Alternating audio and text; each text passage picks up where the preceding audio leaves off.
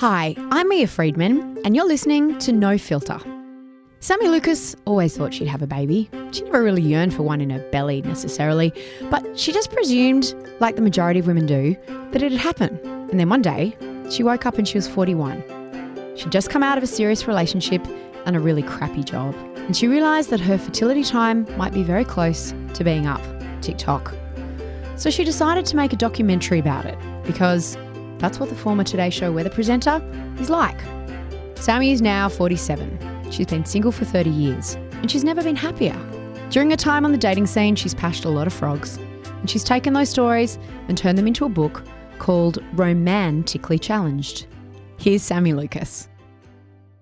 Sami Lukis, you don't count sheep when you need to go to sleep. You count lovers. I learned this technique a few years ago. It's very effective, actually, in falling asleep. How high do you go? Well, I say in the book, I get to around 40-something, I think, and I either fall asleep or drift off or just get bored and give up. So I love how you write about that. You say, I don't care what you think of my number. Don't care. And I don't care what your number is. Don't care. And it's true. and you also say, I don't remember the names of everyone. No. I'm going to join you there, sister, and say, I have actually done that game as well. I don't know if you've been married for how long? My goodness. I know, it's still shameful how high I can get, even though I have been married for a long time. But your point is that you've been dating for 37 years. 30-odd years. 30-odd years. So you're I 47. I turned 47 last year and I kind of had this epiphany of, oh, God, I'm still single. Here we go again. I first had sex when I was 17. So I've technically now been sexually active dating adult for 30 years. Yeah. And I think by that age, I realised that most people have settled down or married at least once, possibly twice, 3 times. And it was kind of this, I guess, unique situation or rare situation that I'm still single and I'm still on the dating front line. And as a result, I have accumulated this collection of anecdotes from my dating life, which I decided to put in a book. But yeah, so the insomnia cure, it really came to me. And it is, if anyone's got insomnia, try and think back to all the men you've slept with. Or try and remember their names and where it was. And it can get a little intense after a while. If you are married, you might have to remember all the, men you kissed or something. If your number's low, you might have to try something different. Sammy and I are fine with counting numbers. I know. It's only when your numbers are high. But is that high? See, that's the thing. I don't know. And it's funny you say that because the way you introduced it, because I've got a very close male friend, one of my best friends who I talk about in the book, and he said to me, he read that first chapter and he said, oh, Sam, I just don't think you should put your number in. And I said, what? It's not my number. It's an idea of my number. He said, I just think people will judge you. I said, oh, my God. They're going to judge me on that. I don't care. Then they shouldn't be reading the book. My number's actually much higher than that. Exactly. But doesn't the expression go that when numbers are exchanged, women halve theirs and men double theirs? Apparently. I read an article that said the appropriate number for a woman is that a man wants the girl he's dating to have to be under 10. Yes, and I also read that the average number a woman says she's had, or maybe has, is 6. I was going to say 7, 6 or 7. But it is the case for a lot of my friends who have been married for a long time and been in long-term relationships that their number is quite low. And they are a little bit shocked by my number. But I say to them, I'm a 47-year-old woman who's been dating for the better part of 30 years. I haven't been sitting at home, knitting. That's not even 2 per year. Exactly. So, thank you. You have sex with a different guy every 6 months. And I imagine there are some years where it's the same guy for a while. Well, and then there's some years where there's nothing at all. Yes. Droughts and famines and floods. Well, I call it the Penguin Club. So I created the Penguin Club with my girlfriends when we were very young. I did a story on Totally Wild and I found out that penguins only have sex once a year. So we sort of thought it was a bit of a joke that if we get to the year mark and we haven't had sex in a year, we become honorary penguins. Or married. Same thing. Just on the subject of sex, in your experience, does the length of time that elapses between meeting someone and sleeping with them have any impact on whether that relationship goes any further? The guy I really thought I was going to marry, and we got quite close, I slept with him before the first date. Like not even on the first date. So I met him, we had an interaction, and then a week later we went on our first date. Yeah. And it didn't change the way I think of him, and I'm sure it didn't change the way he thinks of me. We're adults. You know, we're all adults making grown-up decisions, and I don't get sex often enough. So if I meet a guy and the chemistry's right and we hit it off and we're safe and respectable and consensual, then happy to have a go.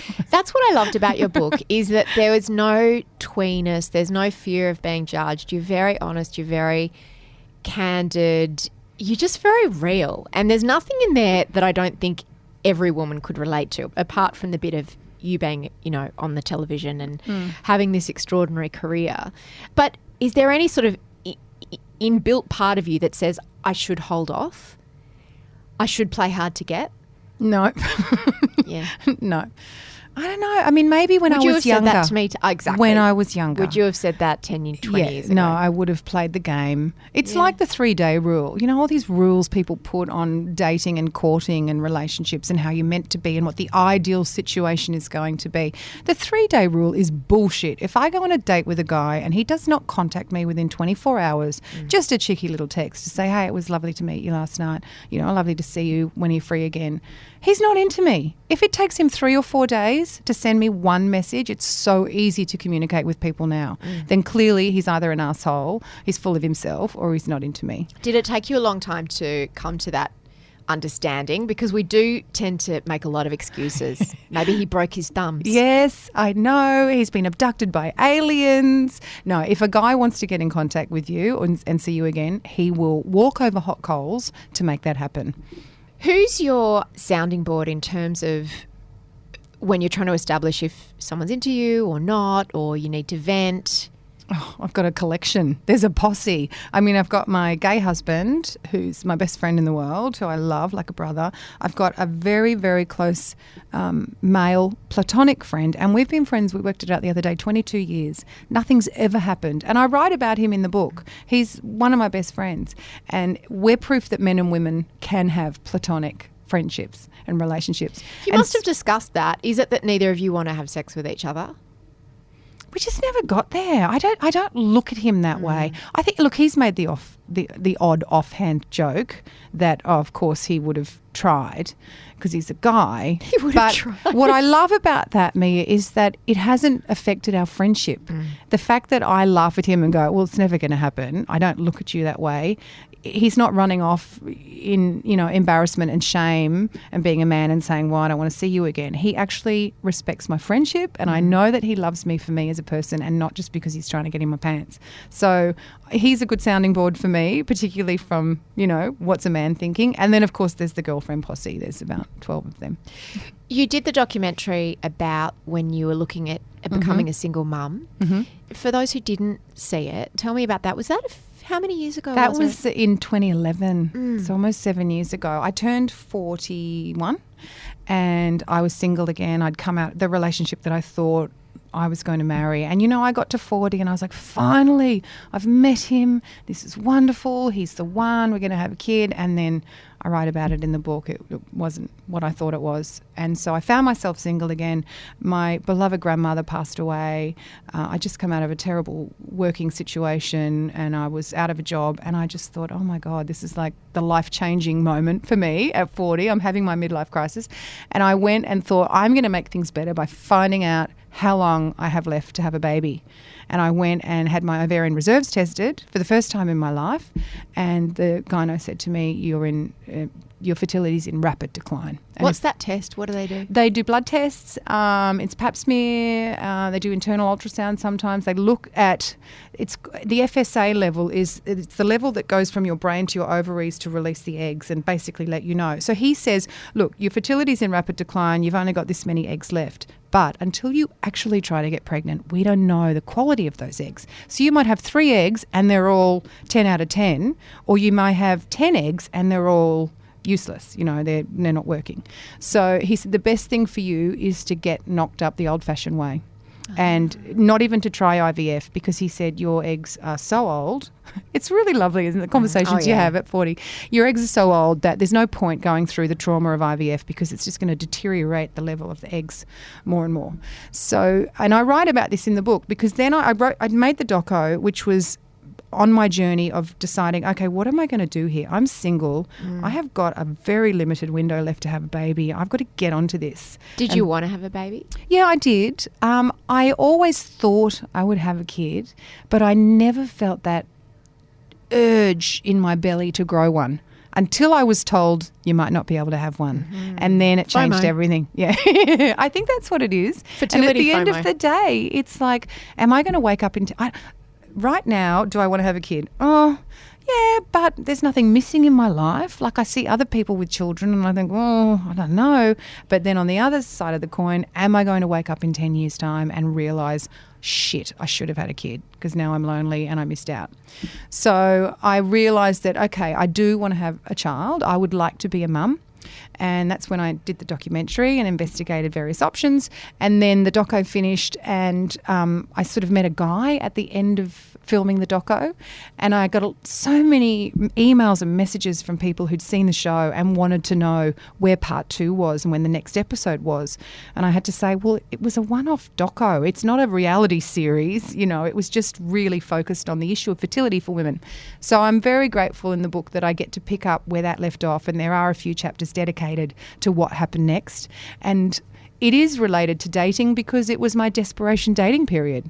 I kind of thought, okay, well, let's go. I got to find me a baby daddy. There's no point trying for a sperm donor if I could get, you know, impregnated the natural way, the old-fashioned way. And luckily I met 3 men in a row who all put their hand up and said, let me have a go. It's funny you say that because my sister-in-law at around the same age decided that she wanted to have a baby, and she decided that she was going to do it with donor sperm. And the weirdest thing happened as soon as she started telling guys that she was going to do it with donor sperm, men started falling out of trees offering their sperm. It must be some biological program thing that they have to seed as many people as possible. Even her ex-husband, who didn't want to necessarily have a baby when they were together, Suddenly said, I'll be there. I'll do it. And so she actually didn't want someone that she knew. She really did want to do it the anonymous way, and she did, and she ended up having twins. But it must have come up with your friend, for example, your platonic friend. Was he one of the guys? No, he'd just had twins. But I did ask another platonic friend who we both know, Stephen. He was my flatmate at the time, and he politely turned me down and said, look, I love you as a friend, but I want to save my swimmers for, you know, the right girl. But it's exactly what you say. I thought announcing to the country via a national television documentary that I was desperate to have a baby, that men would literally run for the hills. But in fact, they came running at me, throwing sperm at me.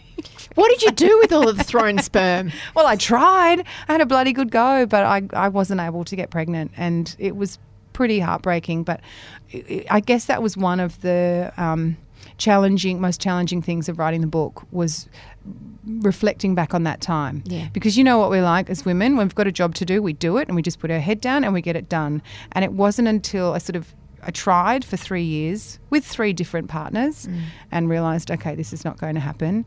And then I hit 44 and the doctor was like, well, do you know, when we're looking at scales and talking to women about their fertility, there is nothing past 45 on the graphs we look at and the graphs we give you. After 45, you basically don't exist on the fertility scale. You fall off the page.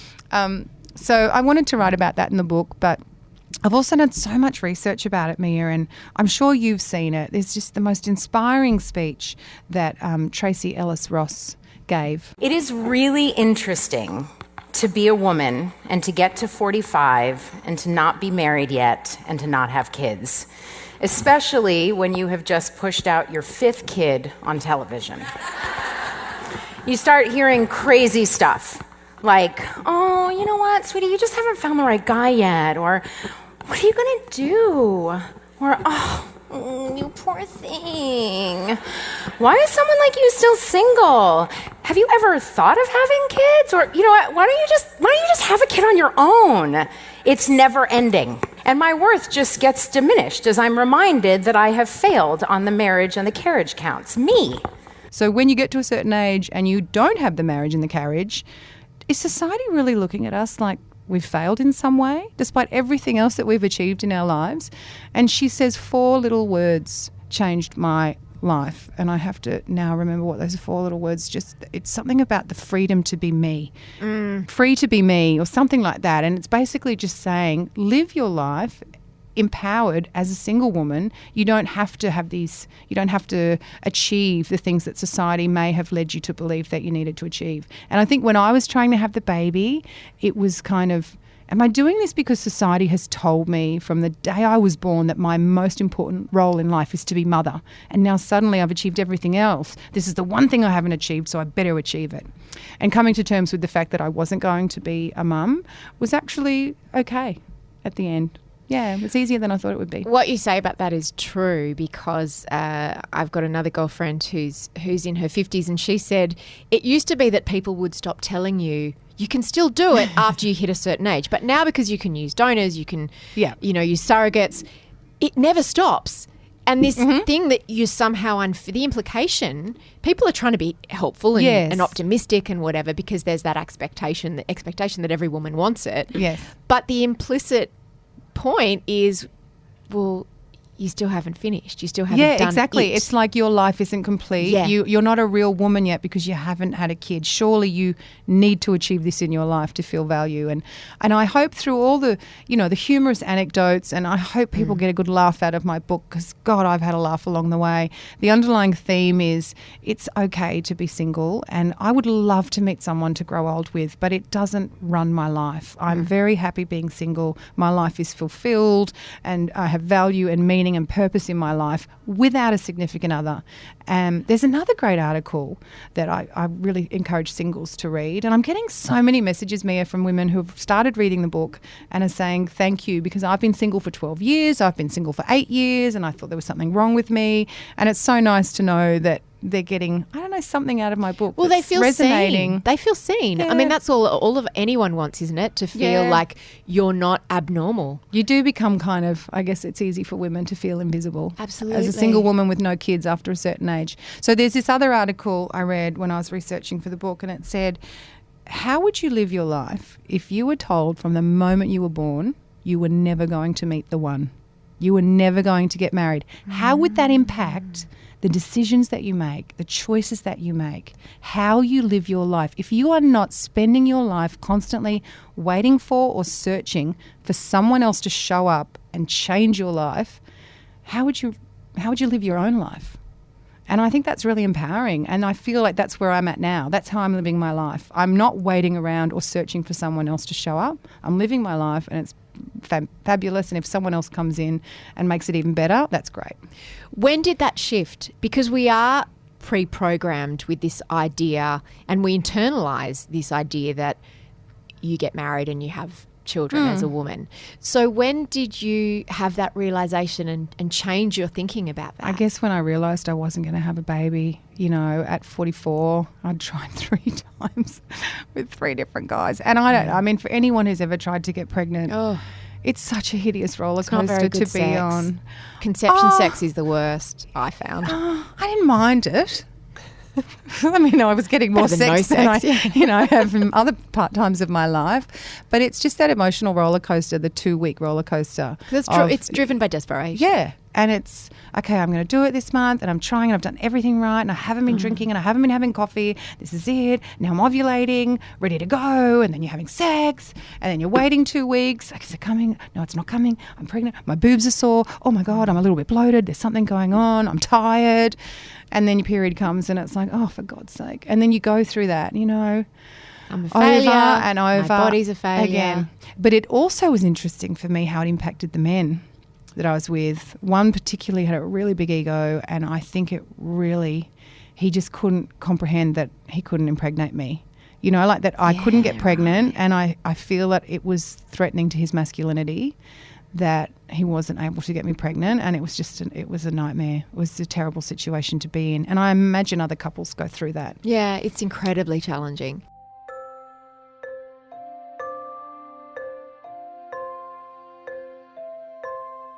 Some of the stories in your book, all of the stories, are brilliant. Thank you. I want to ask you about a few in particular. for you to recap. God, here we go. The first is Pad Guy. Pad Man, shall we call him? Man. The Pad Man. So, yeah, this is one of my early dating flirting stories. I didn't actually date the guy. I met a guy in a cafe and, we're just randomly chatting. Because you don't do dating apps. I don't do any online dating. Which makes you a real throwback to the 90s. I know. I'm a dating dinosaur, all right? But I'm happy that way. I see my girlfriends doing Tinder and all these online apps and they waste so much time and energy investing in a guy. And then they meet him and he's not anything like. Yeah, but how is that any pretended different to be. going out to a bar or going on a blind date or being set up? I like to meet someone and have eye contact with them, and I think straight away you can kind of feel if there's some sort of chemistry there. I like to look at body language. I like to look in his eye and see if hopefully he's got two eyes, and know that he's a genuine person or see some sort of glimmer of honesty. So, Nana, if you don't do dating apps, how do you meet these guys that you're going on dates with Well, in the 2000s? I haven't been on a date for almost 12 months. Why? Because I don't meet people. Because you need to be on an app. Why? Have you tried Bumble? No, I've heard about Bumble. Okay, I've so got my some friends on it. girlfriends who are dating in their 40s are on Bumble. And are they having good experiences? Yes, they are. Not everyone leads to happily ever after. But I think because it's a feminist dating app and the woman has to make the first move, Yes. the types of guys who are on Bumble and prepared to be on Bumble are more secure guys. I mean, I'm just pulling that out of the air. But it feels like a more female positive place than perhaps the meat market. But then I've had others on friends on dating Bumble apps. who say all the guys on Bumble are the same guys on Tinder, are the same guys that's on all the also other probably apps. true. But I don't know. I've heard so many horror stories, and I think after 30 years of dating me, I'm kind of exhausted, Yeah, that's and I true. actually don't know if I have the energy to deal with all the bullshit that seems to surround it. To be honest, I would just rather it happens organically. I meet someone, and we have a nice conversation and hit it off and see where that goes. Yeah. Maybe that'll change. Never say never, and I guess I haven't reached that point of loneliness or not desperation, because Or I don't want to say horniness. women. Yeah.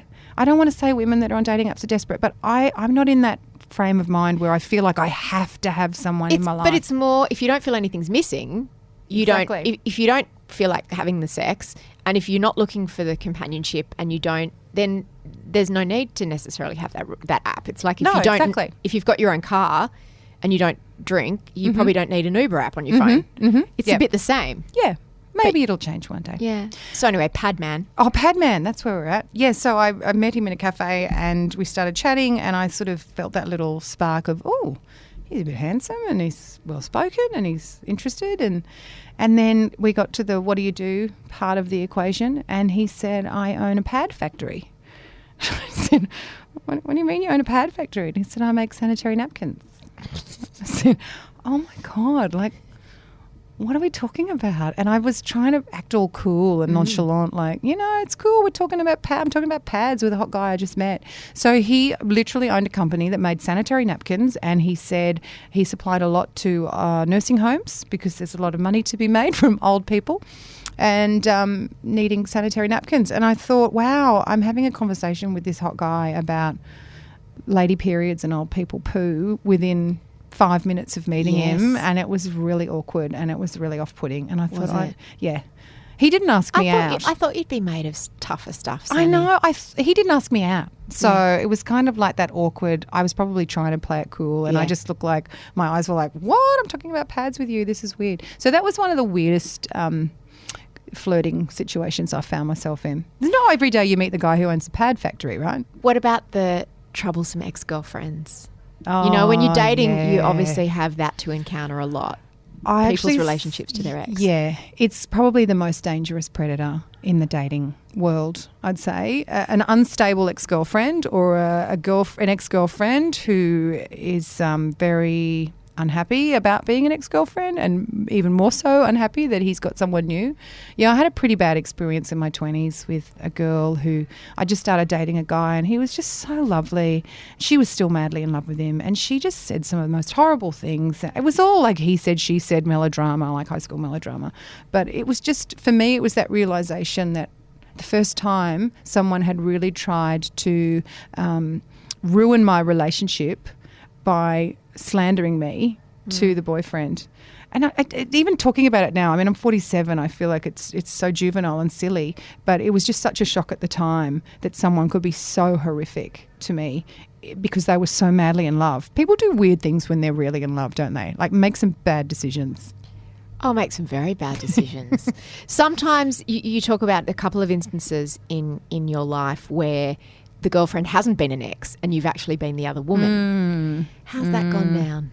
Found out I was the other woman when I was very, very young. I was about 17, 18. That was all a bit silly, high school. But then it happened again only a couple of years ago. I was in a ski resort overseas, which is quite frankly the only place I get laid, let's be honest, single ladies. Honestly, there are more men in ski resorts in Austria than at any other place in the world. Single men? Yeah. 8 to 1. There's 8 men to every one woman. And I say this because literally I always meet men when I go overseas. It's a bit more expensive than a dating It is app. a bit more expensive, yes. But I like to ski and I like to travel, so I'm indulging all of my passions. So I met this guy and he was very flirtatious and he was wearing what looked like a wedding ring. And so over there, though, in Europe, a lot of men wear their wedding ring on their right hand, not on their left. So you can never sort of be sure. And so we had a chatty conversation. He was overly flirtatious. And then he said, yeah, this is a wedding ring. I am married, but I'm separated. I only separated before Christmas and it's kind of new and I'm really sad about it. I just haven't been able to take my ring off yet. So he told me he was separated. One thing led to another. We had a great time and we ended up together. 2 nights in a row, and it was the second night, Mia, where something in me just went, yeah, this isn't right. I don't know about this. And I said to him, I don't know. It was just a gut feeling. And I said to him, you're actually not separated, are you? And he said, nope, I'm not. Oh. And it was like, oh, shit, I'm the other woman. Like literally he's got a wife sitting at home with kids and he's in my bed. It's a pretty confronting, hideous situation to be in. And then there's a lot of guilt. And I've wondered, did I know deep down and I slept with him anyway? Surely I wouldn't be that person. Am I that person? But I thought he was a nice guy. How could a nice guy actually cheat on his wife? So it's really investigating that whole notion of cheating and infidelity and, is everyone an asshole if they cheat on their partner? Married men must hit on you quite a lot, do they? I think so. And I say in the book, I've only been the other woman twice that I know of. Yeah, and right. I wonder how many other situations there have been along the way. And it also made me realise how many times have I had boyfriends cheat on me. Because it's very easy for them to do. Yeah, right. You on a ski resort, you should be able to look for the tan lines around the naked wedding finger. But of course, if someone says to you, I'm separated. Yes. Yeah. And then again, or divorced. But then I have the guilt of, have I got to that stage where, I'm single for so long and he told me he was separated. Should I have still not slept with him? Because is separated okay? Or do you need to be divorced? Does a man need to be divorced before you enter into any kind of, situation with him? So I went away, even though I thought, wait a minute, I've done nothing wrong here. He lied to my face. He sucked me in. I actually thought he was a nice, genuine guy. Now he's telling me that he was married. What do I have to feel guilty about? But I still walked away feeling guilty. But I've got girlfriends, and I say this in the book, I've got girlfriends who have been in that situation where they found out the guy they're with has a girlfriend or a fiance or a wife, and they're the person that goes and tracks down the wife and rings them or sends them an email and says, I just want to let you know that I just slept with your husband. And I just don't get that. I don't know why anyone would do that. It's like punishing that woman. It's revenge. But it's punishing the woman for her husband's infidelities and actions. And sure, it's getting back at the guy in the end. But also some would say information is power and she has the right to know. But I think that there were a lot of people would probably say, I did it for her. And in actual fact, But I think there's a lot of women that know their husbands cheat and probably turn a blind eye. In terms of expectations when you're dating, there's often a gap between what one person wants and what the other person wants. And it's not always that the guy wants sex and the woman wants marriage. In fact, you write in the book about a relationship that you had for 3 years where he wanted to get married and you didn't. Is that the point at which things come apart, when your expectations aren't aligned? Eventually. And I also talk about the notion of meeting the one. Is there one out there for me? And it was a bit of an epiphany when I realised there's not just one. There's a series of ones, and the key is meeting the right one at the right time. And for me, it's just the stars haven't aligned. I have met who I considered to be the one, but when we were together, he wasn't ready. And exactly in the reverse, I've met guys who, like that guy, who thought I was the one and wanted to get married, but I wasn't ready. So I'm hopeful that there is still an opportunity to meet the right one at the right time. As far as expectations, though, that's really interesting because there's another story in the book I write about. I met a guy and he'd just come out of a 10-year marriage. I think he'd been single for about 6 months by that stage. For me, Mia, he ticked every box. It was like, this is what I've been waiting for. He's smart. He's got a great career. He's been married, so he hasn't just been, out on the singles scene. He already had kids. And we got along really well. The chemistry was amazing. But he just wasn't ready. And I went into it with expectations that, okay, finally, he's just coming out of something where I don't think he's ready to get into something serious again. And it became really, really frustrating for me because it was tough for me to acknowledge, wait a minute, he doesn't feel the same way about me. It's not the right time for him. Maybe if we met another 12 months down the track, it might have been different. So it's all about timing. Expectations, I think, really has a lot to do with timing. There's that scene in Sex and the City where I can't remember which girl saying it to which girl, but she talks about it being like a cab when their lights on. Yeah. It's just their time. And if you happen to be hailing the cab at that time and they've got their light on, then it's right. Yeah. But a lot of cabs will pass you because their light's just not on. Exactly. But it's the same for women, isn't it? Particularly when they want to have a baby. I never felt that crazy urge, as I said, in my 20s or 30s, but women that do, their light goes on. Oh, yeah. And I think I've seen a lot of examples of girlfriends who have, had babies with a guy because they were ready and they knew it was their time. They're no longer married, and they're really co-parenting in sometimes very stressful situations because they picked the wrong guy, but it was the right time. It was the right time, wrong guy. As a woman in your 40s, have you found that there is a whole new influx of guys coming onto the availability market with their lights on who've been divorced? Yes. So second time around. And how Second are or they different? Third. And how are they different to guys who haven't been married? Okay, I wrote a chapter about this. All the good ones are taken. If you want to know the true meaning of that phrase, try dating in your 40s as a 40-year-old woman because it is so hard out there. There are a lot of men coming back onto the scene, and I'm totally generalising here, and I'm not saying this is all men, but I'm just speaking from my personal experience and the experience of my girlfriends, is that a lot of men coming out of long relationships they finally discover dating apps and Tinder, and after having sex with one person for 10 or 15 years, it's Disneyland out there for them. Yep. They feel like Hugh Hefner because there are just women and there is sex available very easily. And I think it's a whole new world for them. So that guy is not ready to meet someone new and settle down. Also, I think there's the issue of kids and ex-wives, and that plays into it. And I also have found that, and I've got a lot of 40-year-old mates who say this, they don't want to date a 40-year-old woman. They want to date a 25 to 28, possibly 35 is the oldest they'd go. They just want to have that experience of dating a younger woman. And what are we going to do? So any woman over the age of 35 is like, we've got to go for men over 70 now? Well, or the young I was going to ones. say, how has your bracket changed in terms of who's interested in you and who you're interested in? I got a lovely message from a 70-year-old man yesterday asking me for coffee. Yeah. Okay, I'll tell you, I've got my own dating app going on right here on my phone. Just write a book about dating and you create your own dating app. I've had more date requests in the last 48 hours than I know what to do with. I'm going to have to decide what to do with that. Second book. What happened after I wrote a book about dating? The dates. Yeah, after the dating it's true. book.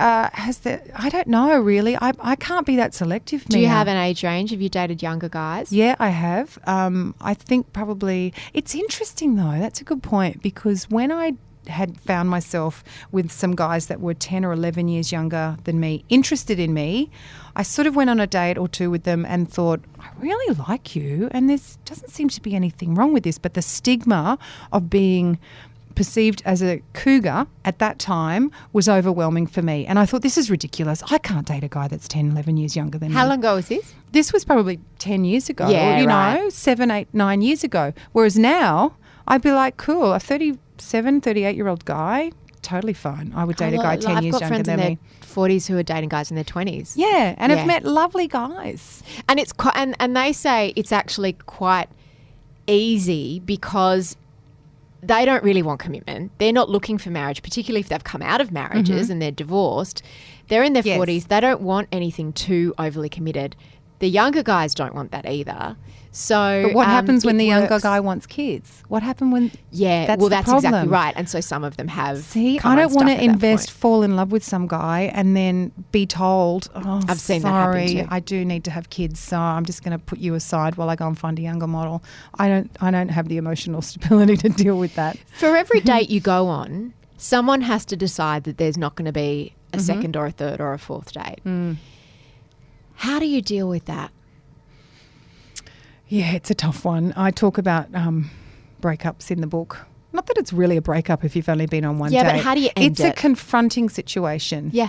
And I've had this conversation so many times with girlfriends, is exactly that. How do you do it? I do ghost a bit. I am a ghoster. But only if he's done something that's a bit offensive. Talk me through it. Or if guys are a little bit out of line or offensive, then I'm just not going to bother replying. But if he's a nice guy, then I think you get to a point where I've literally said to guys, listen, I really enjoy your company. I don't think this is going to be a relationship. Thank you so much. If you want to catch up to go to the movies or have coffee or whatever, we can do that. But this is not going to be romantic. And it's amazing how they still want to catch up and they want to do the coffee. Really? And they want to do the movies. But do you want to really? Not really. I just sort of say that as a throwaway to soften the blow. But they actually take me up on the offer and then I'm like, oh, God, this didn't go down the way it should. I think you really should just say, listen, life's short. We're all dating and we're meeting people and it's not for me. Do you do this via text? Text is easier. Oh, God, always easier. Come on, that's why text was designed. Yeah, really. I think I haven't dated in the age of text. That's how old I am. But dating, it's a hard conversation to have face to face. No one wants to have that conversation. No. And no one wants to have that happen to them. Is it better having to end it or having someone end it with you? It depends on if you like the guy. Yeah, I did have one. It was hilarious. When you're on radio too, when I was doing the radio show, I went on a blind date with a guy. It was the doggy deal breaker. And he said to me literally within the first 15 minutes of the date, oh my God, I would never be with a girl who lets her dog sleep on the bed. And I'm like, check please, I'm out. Okay, my dog is my child. She doesn't just sleep on my bed. Her face is on the pillow next to mine. We're spooning when we wake up in the morning. Creepy, I know, but it's true. And so I said to him, I've got a dog and she's like the love of my life. And what are you talking about? And he said, oh, it's disgusting. It's a dating deal breaker for me. So I was sat through the rest of the date going, oh God, should I get up and leave now? This is just not going to work. And it's a minor thing, but seriously, buddy, you're telling me this in all seriousness. I'm telling you my dog is part of my life. We're not a match. At the end of the date, he said, oh, I'd really like to see you again. And I thought, okay, well, this is a bit weird. So the next morning on radio, I talked about it and I said, I don't know what to do. I went on this blind date. He gives me his deal breaker. I obviously don't fit. And now he's asked me out again. And it was a very interesting topic to put out to listeners because half of them said, he'll get over it. As soon as he meets your dog, he'll be fine. And then the other half said, no, don't waste your time. Forget it. And I thought, no, okay, I don't go on many dates. I'm going to go on another date with him. Just think the best. 5 minutes after I came off air, I got a text message. Heard your show this morning. Think it's best we don't see each other again. All the best. Oh my God, I was going to give you another go and then you dumped me. Well, that's good to know. Yeah. I always think of it as freeing your future. Thank you. Either your future's been freed or you've freed someone else's future because you don't have a future together, clearly. Yeah, but you don't say that to him. You don't say, look, I'm freeing my future. Don't ever talk to me again. No, you say, I'm freeing your future. You make it sound like a benevolent act. Yeah, doing it for them. Sami, you've got a disturbing chapter in the book called Choke and Poke about an unpleasant sexual encounter. Mm-hmm. Can you describe that briefly? It's a weird thing when I just found myself in three dating situations in a row and they all happened to be younger guys. And one was a one-night stand. One I'd been on a few dates with. The next two, I'd been on a few dates with and then we ended up sleeping together. And for whatever reason, I was shocked. Each of these guys, on separate occasions, tried to choke me. The first time we were having sex, this is so personal and detailed. It's all in the book. It's just weird saying it out loud. Yeah. It was kind of easier writing it. And I was like, what is going on here? I don't understand what's happening. It was during sex. Yeah, yeah. But at no stage had we discussed it in any way, shape or form. It was the first time. And they didn't say, is this okay? No, the first time I was sleeping with them. And look, they weren't trying to hurt me. They weren't trying to assault me. It was a sexual thing that I'm sure they thought was trying to pleasure me or, enhance the experience. I was just shocked that it was not discussed and that it was just so openly like, we're just going to do this now. Anyway, I spoke to my girlfriends about it. I said, has anyone experienced this? What's going on? And they were like, no, never. I have not experienced it. You know, you get the surprise hair pull or a bum slap now and then, but the choking was really confronting. And they were all younger guys. See, they were one was 8 years younger, the other two were about 10 years younger. It's porn. Is it porn? Is that of course what's it's happening? porn. Of course I think it's porn. perfectly acceptable to just choke a woman the first time they have sex with her. And there are other things as well that I think porn has changed the sexual expectations of younger men because they grow up, before they even have sex, they grow up exposed to hours and hours and hours of the most extreme versions of sex. Yeah, it's because horrible. porn, to stay interesting because it's so everywhere now, it has to become more and more extreme. So in porn, the women seem to enjoy all those things. Well, I sort of write about it in the book and say it's quite disturbing. And I sound like my mother, like I sound like an old woman here to say it upsets me to think that young girls, entering into sexual relationships might think that this is what's expected of them. It's horrifying because the girls have watched the porn too and they're like, oh, well, she seemed to enjoy it. Well, I thought, wow, I wouldn't want any woman to, end up in this experience. But now because now it's happened and I'm talking openly about it. I've spoken to some male friends and a couple of them have said, oh, no, I've met girls who ask for it. Young girls they're having sex with. Yeah, so there's that's this fine, whole but thing it's going something on. that needs to be negotiated. There are certain things you don't do within sex without asking first. Absolutely. Choking is definitely on that list.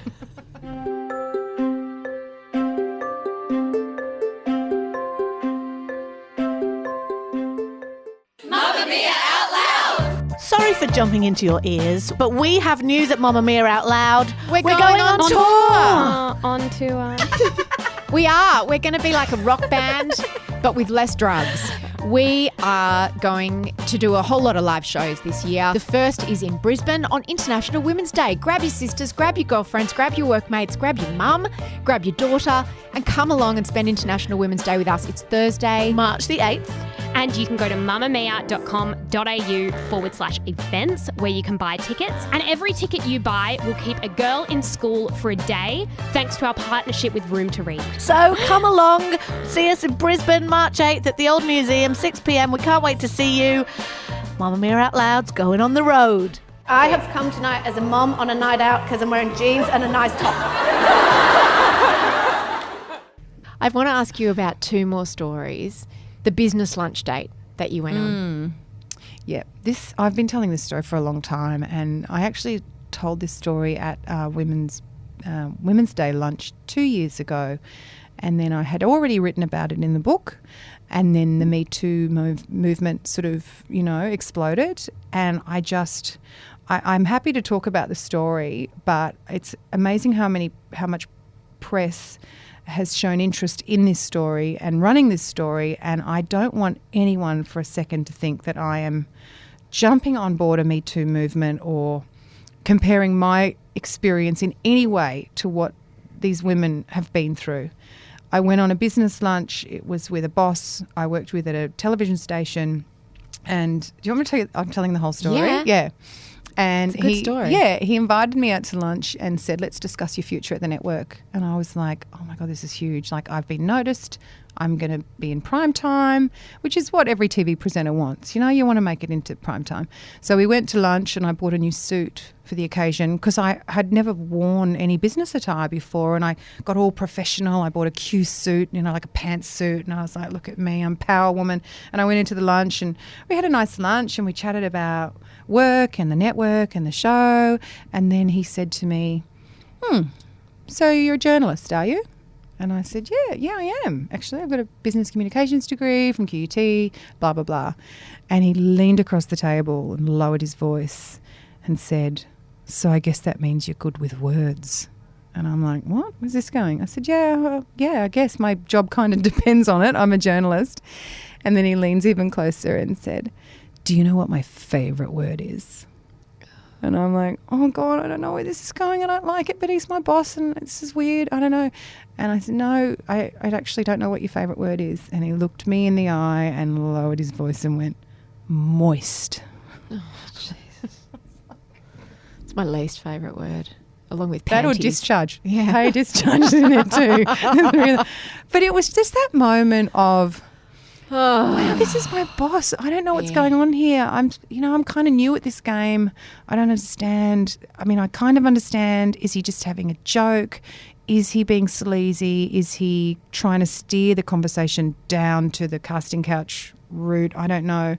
And it was just that moment of, I feel really uncomfortable here. And as I said, to preface the story, this happened to me a long time ago. And it's just that moment of being made to feel a little uncomfortable in your job by a man who's your superior and your boss. And it's not a nice position to be in. But I don't want anyone to think that I'm comparing it in any way to Sammy, the Me Too movement. I think that you're doing yourself and probably Me Too a disservice, because firstly, it all exists on a spectrum. There's a whole lot of different things.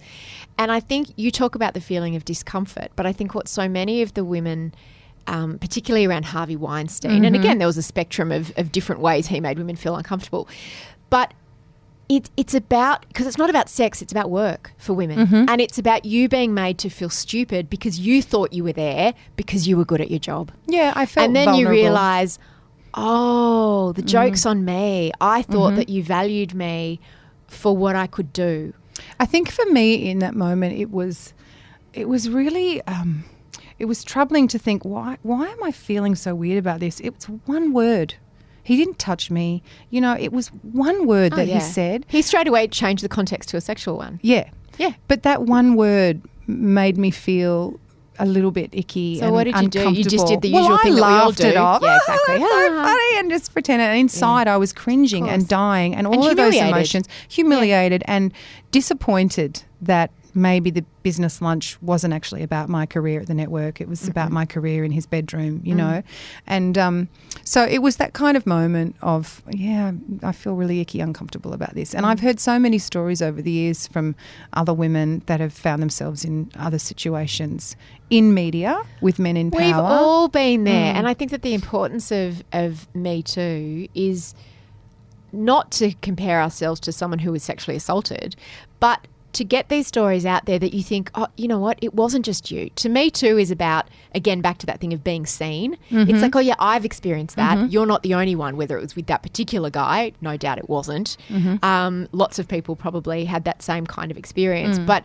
that sense of we've all been there, because there is a shame involved in it, which is the shame of, I thought I was more than just I felt a like an vagina idiot. on legs. Well, I thought it was a business lunch, and then I walked away thinking, maybe he didn't actually invite me out to lunch at all for work. Maybe it was a date, and I had no idea I was on a date with my boss. Am I that stupid? Like, I'm a pretty intelligent woman. I thought I could read the situation better. And also, what were you going to do when he said, let's have a lunch to discuss your career? Were you going to go, no, is that a date? You asking me out? Yeah, no. So it's you awkward. couldn't possibly win. I just want to end on another story, which is Prince Charming. The cashed up Prince Charming? Cashed up Prince Charming. Oh, bless. When I was on the Today Show for, 3.5 years, I was single for most of that time, and I think a lot of the male viewers saw it as an opportunity to try and date me. And so I got a lot of date requests from men when I was on the Today Show, and there's a couple of chapters in the book that relate to that. And it was an interesting social experiment looking back at it, because I've kept all the letters and emails, and I don't know why. I guess maybe subconsciously I knew I was sort of writing this book for the last 20 years. But I kept them all, and looking back at them now and putting them down on paper, it's interesting to see the various wooing methods that men have used, what men think women are looking for in a mate, and how they present themselves and sell themselves is usually way off the mark. But this one time on the Today Show, I finished on air, went down to the office, and there was a huge bunch of flowers sitting there. It was 101 roses. It was 100 beautiful red roses and one just elegant little gorgeous white rose sitting in the middle. And it was for me. And there was a card, and the card just said, "Dear Sami, I can think of 100 reasons to call you. I'm hoping you can think of just one reason to call me." Oh, nice. And a phone number. Slightly creepy, but nice. No, I didn't think it was creepy at all. Okay. I was like, this is a bit clever. He's put some thought into this. Some cash. Invested some coin. Why I thought maybe, unless he owns a rose farm or something. And so I had Better the than the pad roses. factory. Better than the pad factory. I don't know. The pad factory is probably more useful, that's to be very honest, true. over the years. Less prickly. And then I was like, oh, okay, now I feel like I have to call him, but I don't really want to date someone who's just because they've sent me 101 roses. I don't know. That's kind of weird. I don't really date fans. So I didn't call him. And then I felt like a total bitch because I took all the flowers home and filled every vase I owned. And then a week later, he sent another bunch of 101 roses with a note that said second attempt at getting your attention. And I was like, okay, now I've got to call the guy. How can you be sent 202 roses and not want to find out Could you who's Google sending him? you that? No, no name. It was just Oh my a gosh. phone number. What do you do? I couldn't Google stalk him. No, if there was a name. Of course. No. So eventually I called him and I thanked him for the roses and he sounded lovely on the phone and had a chat and he was like, oh, I just saw you walking on a treadmill at Crown Casino and they told me you were on the telly, so I sent the flowers to you. And I was like, oh, that's a bit weird. Anyway, I hadn't dated in a while. Same old story. I was like, okay, let's meet up. And it was the biggest disappointment. I mean, his pregame was amazing. Yeah. He set it up really well, but the date was excruciatingly happened? awkward. There was just no chemistry at all. He talked about himself the whole time. He made sure he dropped in the first 10 minutes that he had his driver and his limo waiting for him downstairs. And I was like, oh don't do that. It's just not necessary. I don't need to hear about that. Stop. You already sent me 202 roses. Okay, I don't need to know you got a driver and a limo. So what happened at the end of the day? Well, what was the date? Well, the date was in the Qantas Club because I was flying out and he was flying in. He lived in a different state. And so we met in the Qantas Club. So I had an escape. My flight was leaving. Perfect. I was going off on location and then I never spoke to him again. But that's the sort of roller coaster of emotions. You know, you get this sort of, a guy's sent me flowers. He's gone Yeah. out of the way. He's going to be my Prince Charming. This is going to be fabulous. And you build all these expectations and you think, finally, here it is. And then I met him and it was just a huge disappointment. And walking away, it's like that. You know, it's like a punch in the gut. Oh, God, okay, there's another one. Best Another date one. ever? The best date I ever had was in a train station. It was in New York, Grand Central Station. I just started dating a guy in New York and he's like, I'm taking you to the train station. And I'm like, oh, I don't know if that's very impressive. It is one of the most romantic places in the world. He walked me around. He showed me all the little nooks and crannies and told me the history of it. And it was so romantic and fabulous. And I just felt all kinds of fabulous because I was in New York on a Yeah. date in Grand Central Station. What did he do for a follow-up? Oh, I don't know. We dated for a while, actually. We dated for a few weeks, well, a month or so. And He you're was not dating lovely. now? No, that was years ago. No, you'll have to read it. He No, I sent mean me. you're not dating anyone now. Oh, no, I'm not dating now. No. Although Well, you will be after this book tour. Oh, God, I have to reply to some of these messages. I don't know. I'm not looking. That's the thing, is I think even though I talk about all of this dating experience and I've been doing it solidly for 30 years, I'm at a point now where if I meet someone, that's great. But honestly, please don't feel sorry for me. Don't have pity for me because I'm single and I'm 47. My life is fabulous. It's very fulfilled and enjoyable and exciting. And I'm loving talking about the book. And if I meet someone, Mia, great. That'd be wonderful. But if I don't, I'm just going to keep living my life. Bloody love you. Oh, thanks, hon. Love you too. You're a legend. So nice. to Anyone be who here. dated you would be lucky to have you. Thanks, honey. Lucky to be by your side. Thank you. Thanks for listening to No Filter. Find Sammy's book Romantically Challenged at apple.co/Mamma Mia. The producer of No Filter is Elissa Ratliff, and I will see you at home on the homepage, mamamia.com.au.